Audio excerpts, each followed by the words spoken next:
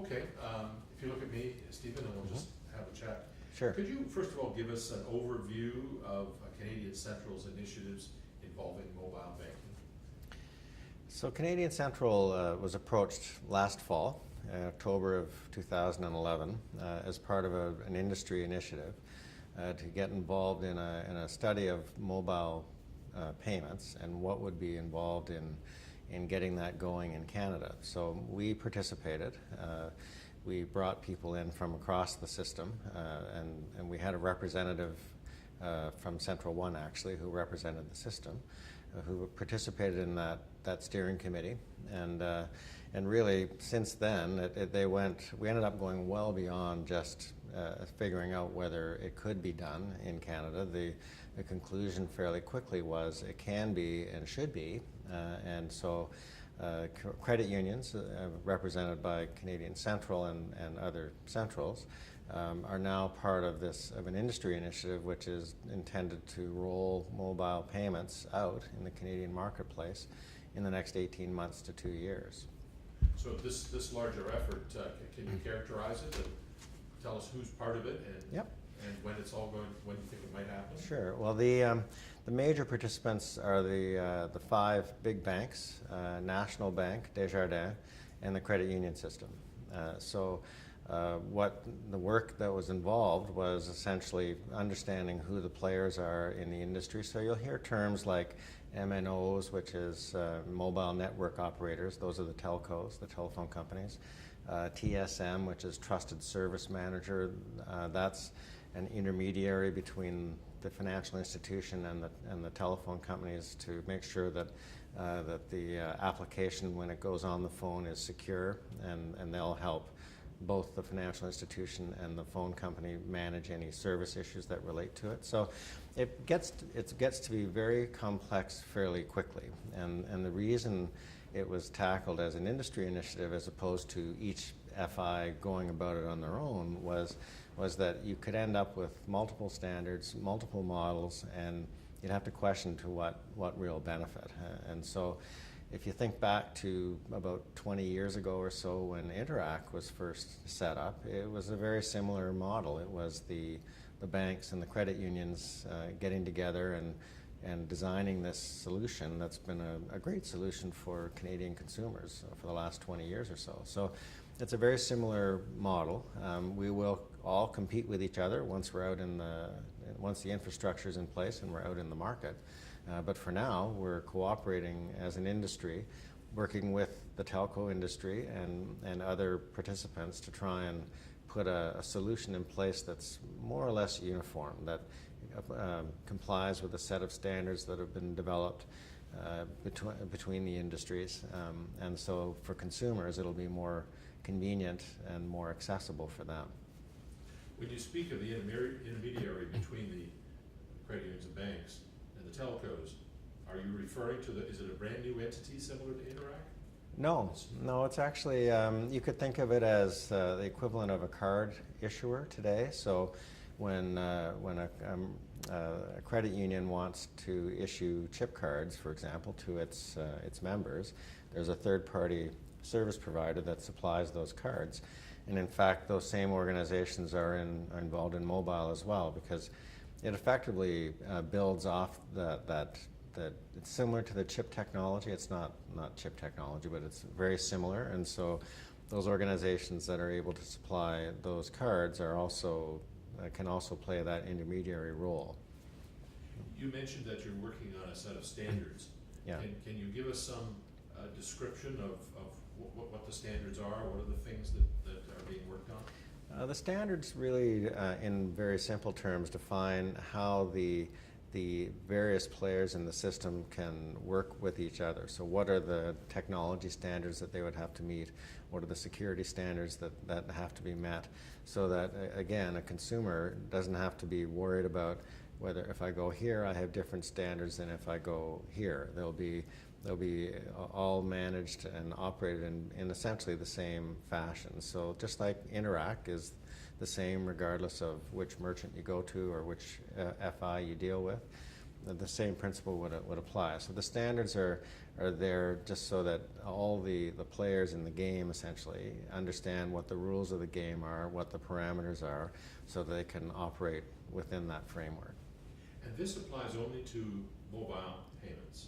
Yes. Is that correct? Yes. So it's essentially using your phone to make a payment at a merchant. So there are people that can do that now in an offline way. If you go into a coffee shop, for example, you could with their application, it's like just a debit to your own card, their proprietary card. This would be being able to do that with an Interact card, essentially, or a credit card on your phone. So you make the same payment as you would with a card today. Now, excuse me for just perhaps wandering out of curiosity, just to help us try to understand it. The PayPal and Google are making inroads in the payments area. Yes. How does that all fit with what the banks, credit unions, and telcos are building? Well, I think one of the benefits of what the financial services industry is doing, working with the telcos, is that we can provide a very secure system. One thing that FIs do very well is provide secure payment systems, and not to say that PayPal is insecure or unsecure, I should say, but it's another step. You have to load it with money, and then you use that to pay. This would remove that payment step. You would pay using your phone. So you don't need to have that intermediary place where you deposit money so that you can use it at a future date. So that's the difference. But to be fair, though, the likes of Google and PayPal are making inroads, or trying to make inroads in the payments business, mainly because they can see that the information is what's powerful. Having that data, understanding consumer behaviors and consumer buying patterns, that's where the really rich information is, and the organization or organizations that control that data, not necessarily control information, but they certainly have better insight into consumer behavior patterns and can build their marketing strategies accordingly. So as financial institutions, we don't want non-FIs to have that data. It's important, these are our customers or our members, and it's important to us that we're the ones that are maintaining that information so that we can use it for our own purposes, and it's not out in the industry having somebody sell it to us. So from a competitive point of view, it makes sense for the FIs and the phone companies in particular to be putting an offering together that will be quite effective in the marketplace vis-a-vis an offering like PayPal or Google Wallet. Because of the potential of a richer stream of data information about your members, can you describe what you foresee as the advantages for credit unions in having this available to their members? Well, a lot of credit unions are targeting younger people, for example. As a demographic.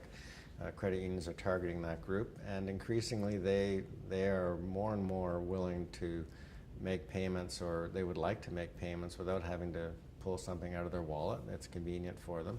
But even for old people like me, it would be very convenient to be able to just use my phone as opposed to carrying my wallet all the time, because in essence my wallet is in my phone. So there are a lot of benefits to members, because it's a convenient way to pay. It's a secure way to pay. It may not, on the surface it may not seem that way, but it actually is a very secure way to pay. It's much less susceptible to fraud than other payment mechanisms are. So it's a way of offering a service to our members that's not there today, and nor is it offered by the banks today. I think the real opportunity for credit unions in this initiative is that had we not been part of the industry group, we would be lagging behind. As it stands now, we'll be moving more or less in lockstep with the banks. We'll move as fast or as slow as we want, but the information that we'll need, the infrastructure, will all be in place. So for credit unions, from a competitive point of view, attracting new members, regardless of what demographic they're in, this is a way of demonstrating that we're at the front end. I don't want to say leading edge, because these are payment models that are in effect in other countries, but in terms of North America, and even in terms of much of the developed world, Canada will be ahead of many other parts of the world in implementing a system on this magnitude. So for credit unions, it's I think it's quite an accomplishment to be able to say that we're part of that. Could you take us to the local level of a credit union? Once this is in place, and I sense it's going to be soon, what will the credit union have to give to their member? I mean, is it an app, or is it a computer chip, or is it a package of services? What does the box look like? Well, first of all, I should address the timing piece. It'll roll out in the next 18 months to 2 years. That's the commitment that the FIs made to each other, was that once we agreed that we were ready to go, and by the end of June, early July this year, 2012, a lot of the negotiations at the industry level will have been completed. So then it's up to the individual FIs to move forward. And so, like I said before, we'll move at whatever pace we can. So at the local level, one of the real advantages of this type of program is that credit unions will be able to work with their merchant members, for example. One of the really attractive features of mobile payments is that you can build loyalty programs around that. And so for credit unions working with local merchants, I mean, people use the example, which feels a bit strange in some ways, but where you could be walking down the street and you'll get a message that if you walk into the store you're about to come upon, you'll get a 10% discount on buying certain goods and services. So it sounds a bit Big Brotherish, but in essence, because of the programming in the phone, your whereabouts will be known, and so you'll get promotional offers. And for some people that might be annoying, and for other people it could be very exciting. But it changes the member service dynamic to some degree, because you can see the banks perhaps doing that with the likes of the Bay and large retailers or Canadian Tire, but even at the local level, credit unions could be doing it with those local franchises as well as with local merchants that are their members. So there's real value there. As far as the phone itself goes, the phone will come with a chip or with it's called near field communication, NFC. It'll be NFC enabled. So at virtually every smartphone you can buy now, or will be able to buy soon enough, will have that capability in it. So I mentioned the TSM earlier, the Trusted Service Manager.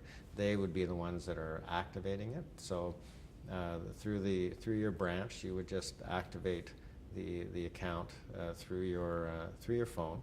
The MSR would be able to do it from their workstation. So it's pretty straightforward. It's a simple process for members, and then down the road, initially the focus is just going to be on getting mobile payments into the market. The value-added things like loyalty programs, those will come later.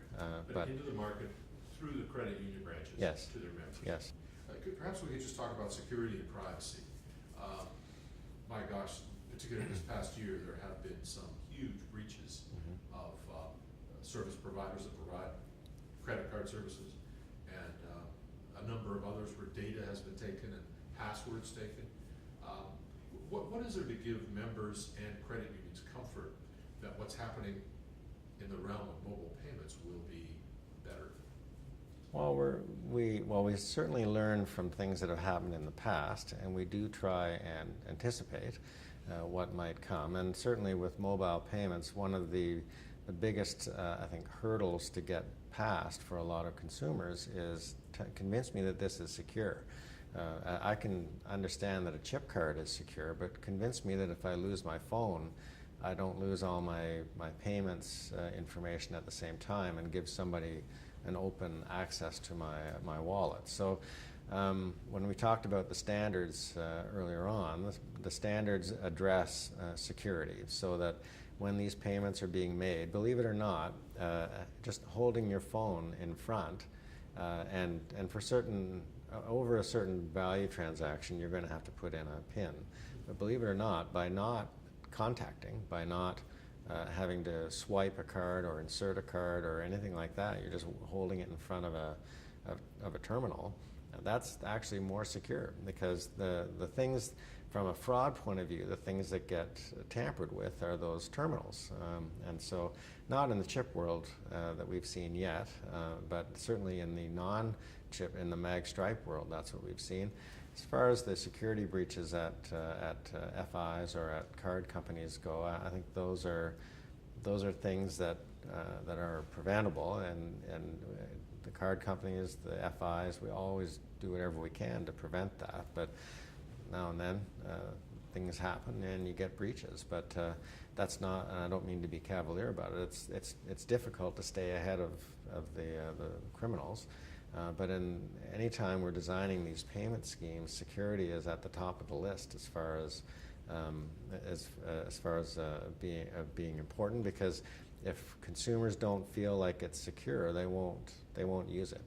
And we don't want to go back to everybody carrying wallets full of cash and pockets full of coins, because they don't trust their payment mechanism or payment models. So, what the payment system, the mobile payment system that you're working on, that involves credit and debit.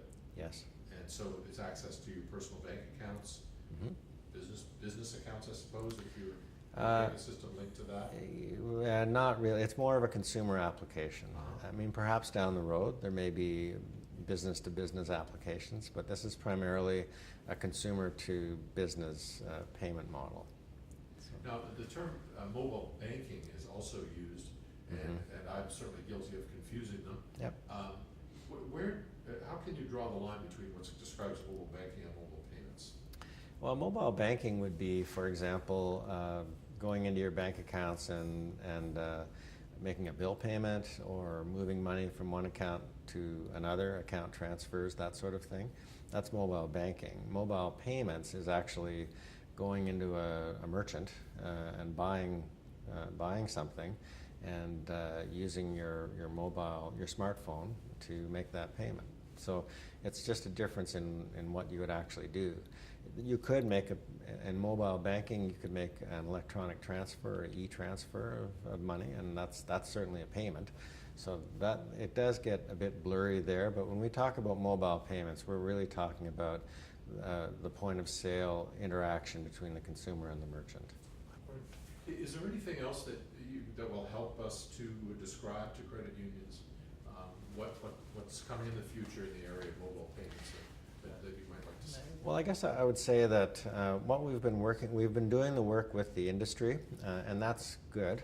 We needed to do that so that we understood from the ground up what was going to be required. But now we're getting into the work that the credit union system needs to do, and we have had, for the last couple of months, a small working group that's got representation from Central One, Alberta Central, and Canadian Central as a starting point, just to build I'll say a business case or a business model to help credit unions understand what the financial considerations are here, because it's not an inexpensive offering, and so helping credit unions to understand what the technical requirements will be, the technology requirements, the operating needs, the financial implications, the resource commitments.